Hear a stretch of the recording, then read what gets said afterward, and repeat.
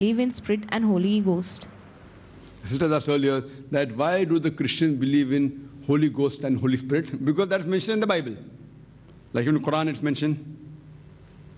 Even it's mentioned in the Bible. There are various verses in the Bible which speak about the Holy Spirit and the Ghost. But unfortunately, the Christians, most of them, not all, they also believe in the concept of Trinity. Trinity means God is three in one. They believe Father as a God, Jesus Christ the Son of God, and the Holy Spirit. They believe in Trinity. The Holy Spirit, there's no problem. But saying that is a part of God, that is God itself, that's a problem. And if you open the Bible, you will find that the word Trinity does not exist anywhere in the Bible. If you open the Bible, the word Trinity is not there in the Bible, but the word Trinity is there in the Quran. If you read the Quran, the word Trinity is there. It's mentioned in the Quran in Surah Nisa, chapter number 4, verse number 171. It says that wala taqulu salasa. Don't say Trinity. Intahu khairul lakum. This says stop it, it's better for you. So Quran says don't say Trinity. It's further repeated in Surah Ma'idah, chapter number 5, verse number 73.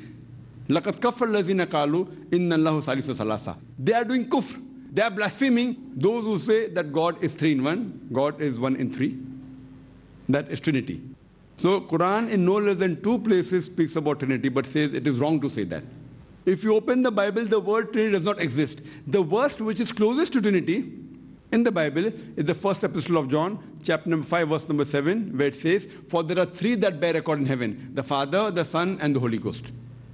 And these 3 are one. So this is the closest to the Trinity, that for there are 3 that bear record in heaven, the Father, the Son, and the Holy Ghost. And this verse, if you read the Revised Standard Edition, Revised Standard Version of the Bible, revised by 32 Christian scholars of the highest eminence, backed by 50 different Christian cooperating denominations, these people say that this verse of the Bible, the first epistle of John, chapter number 5, verse number 7, is an interpolation, is a concoction, is a fabrication, and they've thrown this verse out of the Bible. So the verse which is closest to Trinity is no longer there in the Bible.